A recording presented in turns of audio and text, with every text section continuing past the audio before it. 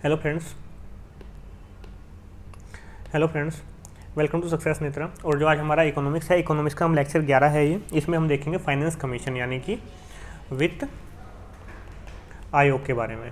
आज हम वित्त आयोग के बारे में पढ़ने वाले हैं। और अगर हमें फॉलो करना चाहते हैं तो यूट्यूब, इंस्टाग्राम, ट्विटर और टेलीग्राम हर जगह हमारा सेम हैंडल है @सक्सेस नेत्रा। इस पर आप हमें फॉलो कर सकते हैं। और अगर आपका कोई भी सजेशन है हमारे लेक्चर के इंप्रूवमेंट से रिगार्डिंग, देन आप हमें successnetra@gmail.com पर मेल भी कर सकते हैं। आपके जो सजेशन है उनको कंसीडर किया जाएगा। चलो देरी करना करते हुए शुरू करते हैं हमारा आज का लेक्चर। तो जो फाइनेंस कमीशन है, फाइनेंस कमीशन देख लेते हैं क्या है। Finance commission is a constitutional body. जो फाइनेंस कमीशन है कॉन्स्टिट्यूशनल बॉडी है। कॉन्स्टिट्यूशनल बॉडी का मतलब क्या होता है, यानी कि एक संवैधानिक संस्था है। एक फाइनेंस कमीशन है जो एक संवैधानिक संस्था का मतलब क्या है कि जिसके बारे में आपको संविधान में मेंशन है, हमारे जो कॉन्स्टिट्यूशन है उसमें इसके बारे में मेंशन है, या फिर किसी भी अमेंडमेंट के द्वारा, आर्टिकल के द्वारा उसको संविधान में ऐड किया गया है, तो वो आपकी संवैधानिक बॉडी होती है। और जो संविधान के अंदर है इसको आर्टिकल 280, आर्टिकल 280 के अंदर इसको रखा गया है। और जो फाइनेंस कमीशन है इसको इस्टेब्लिशमेंट यानी कि जो इसका गठन है किसके द्वारा किया जाता है, इसका गठन किया जाता है प्रेसिडेंट ऑफ इंडिया यानी कि भारत के राष्ट्रपति के द्वारा।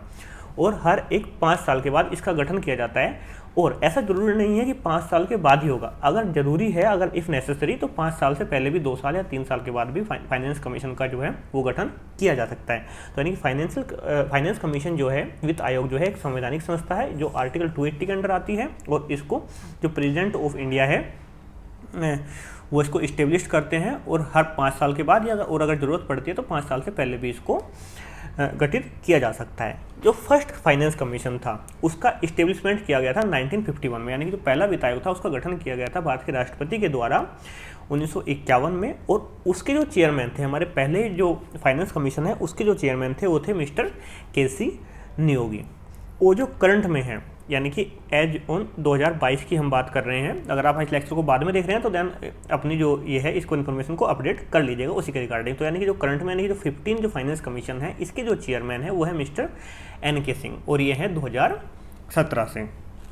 और अगर हम जैसे जो ये फाइनेंस कमीशन है हम ये बात कर रहे हैं जो केंद्र के अंदर फाइनेंस कमीशन होता है, यानी कि केंद्र वित्त आयोग। इसी के साथ में आर्टिकल 243 का आई, यानी कि आर्टिकल 243 का जो आई है वो बात करता है जो राज्य वित्त आयोग है, यानी कि जो स्टेट का फाइनेंस कमीशन है उसके बारे में बात करता है आपका आर्टिकल 243 आई। और इसको जो गठन है इसका स्टेट जो इसको करता है उस स्टेट का पर्टिकुलर गवर्नर करता है। जैसे आप बोलते हैं मैक्सिमम जो चीज़ें केंद्र में राष्ट्रपति करता है वो जो चीज़ें हैं असाइन की गई है आपकी स्टेट में गवर्नर को। तो जो केंद्र में जो वित्त आयोग है उसको गठन करता है राष्ट्रपति, तो स्टेट में कौन करेगा, सीधी सी बात है आपका जो गवर्नर है वो करता है। अब हम देख लेते हैं कि जो फाइनेंस कमीशन है इसकी आवश्यकता क्या पड़ी। जैसे आप जानते हैं कि जो भारत है as a federal nation, Bharat एक फेडरल नेशन है। फेडरल नेशन का मतलब क्या है कि एक संघ है। संघ का मतलब जहाँ पे आपका जो सेंटर है यानी कि जो आपकी केंद्र सरकार है और जो आपकी स्टेट गवर्नमेंट है वो मिल के काम करते हैं। तो जो ये है भारत एक फेडरल नेशन है। तो फेडरल नेशन होने के कारण क्या था कि India suffer from physical imbalances due to state incurring extra expenditure disproportionate to their source of revenue. So to address this imbalance finance commission is established. तो मैं आपको बता देता हूँ इसको सिंपल लैंग्वेज में क्या है कि जो भारत एक संघ है, तो संघ होने के साथ में ऐसा नहीं है कि जो स्टेट है वो अपनी मनमानी चला सकता है, जो सेंटर है वो अपनी मनमानी चला सकता है, दोनों को मिलकर काम करना होता है। तो यहाँ पे हो क्या रहा था कि जो स्टेट थे यानी कि जो राज्य थे वो जो उनके खर्चे थे, यानी कि जो उनके जो खर्चे थे वो फिजिकल इम्बैलेंस, वो इम्बैलेंस थे। उनका जो रिवेन्यू था और उनके जो एक्सपेंडिचर थे वो कहीं ना कहीं वो बैलेंस नहीं कर रहे थे। यानी कि उसी के अनुसार, मतलब अगर हम बात करें कि आपका जो रिवेन्यू 1 रुपये है तो आपका एक्सपेंडिचर भी 1 रुपये या फिर उससे लेस देन होना चाहिए। लेकिन यहाँ पे है कि हमारा रिवेन्यू तो है 1 रुपये, हम एक्सपेंडिचर कर रहे हैं 1 रुपये या 2 रुपये। तो ऐसे क्या है कि उस प्रपोर्शन में जो स्टेट का जो रिवेन्यू था वो कम था और उनके जो खर्चे थे वो ज़्यादा हो रहे थे। तो इस कारण से जो स्टेट है उसके अंदर फिजिकल इम्बैलेंस बढ़ रहा था। तो इस इश्यू को एड्रेस करने के लिए फाइनेंस कमीशन था उसका गठन किया गया था कि जो स्टेट के है या फिर सेंटर है उसमें जो फिजिकल इम्बैलेंस है वो ना हो। अब जो फाइनेंस कमीशन है इसकी जो कंपोजिशन है, इसके अंदर कौन कौन लोग होते हैं, उनकी क्वालिफिकेशन क्या है वो हम देख लेते हैं। जो फाइनेंस कमीशन है इसके अंदर चेयरमैन होते हैं और चेयरमैन के साथ में 4 मेंबर होते हैं।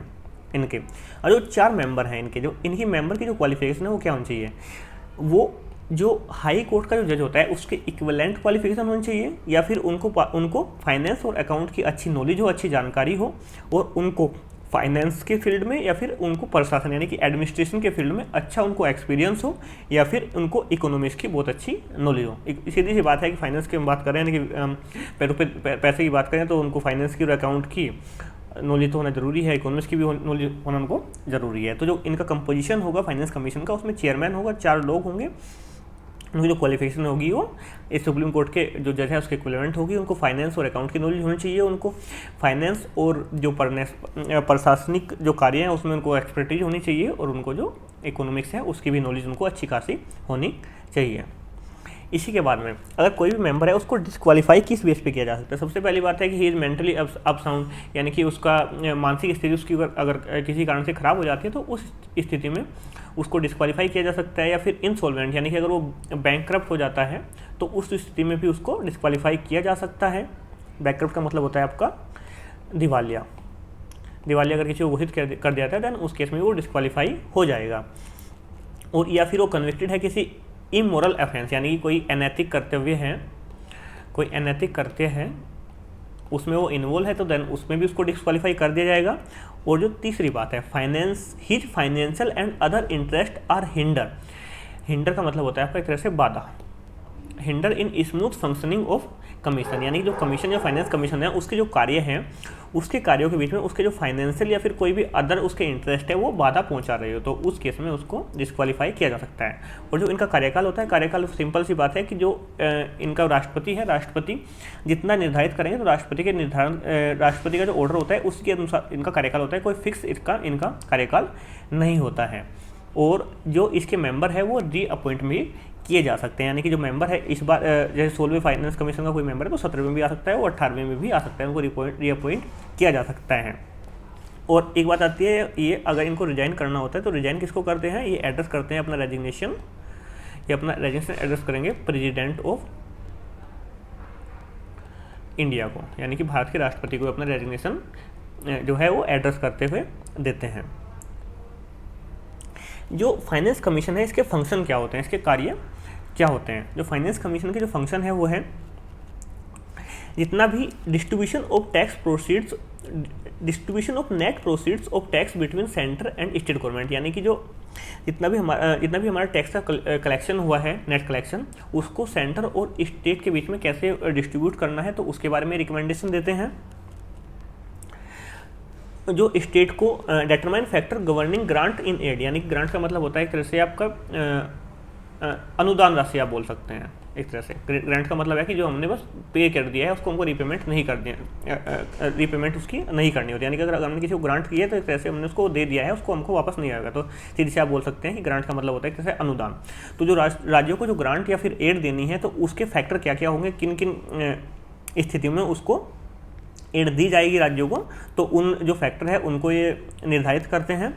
Recommendation to the president to augment increase the fund of a state to supplement the resources of panchayat and municipalities on the recommendation of finance commission of the state. इसका मतलब मैं आपको बताता हूँ सिंपल लैंग्वेज में, मतलब ये है कि जो स्टेट फाइनेंस कमीशन है, यानी कि जो आपका 243I के अंदर आता है आर्टिकल, इसने कुछ रिकमेंडेशन दी है कि, और रिकमेंडेशन कैसी है कि जो इसकी म्यूनसिपालिटी है, जो आपकी पंचायत है, यानी कि जो पंचायत और म्यूनसिपालिटी जो आपकी स्टेट गवर्नमेंट के अंदर में आती हैं, तो इनको जो रिसोर्सेज है, उनको जो फाइनेंस है, उनके लिए हम कैसे उनको फाइनेंस अवेलेबल करा सकते हैं। तो उन जो आपकी पंचायत है और जो म्यूनसिपालिटी है उनको फाइनेंस अवेलेबल कराने के लिए जो स्टेट फाइनेंस कमीशन की रिकमेंडेशन है, तो उसके बारे में राष्ट्रपति को सलाह देना कि हम कैसे जो स्टेट का फंड है उसको हम इंक्रीज कर सकते हैं। तो ये आपकी होगी इनको स्टेट के फील्ड में, यानी कि जो हमारी म्यूनसिपालिटी है, पंचायत है, उनको हम कैसे उनका फंड इंक्रीज कर सकते हैं, स्टेट गवर्नमेंट का फंड कैसे इंक्रीज कर सकते हैं, तो वही सब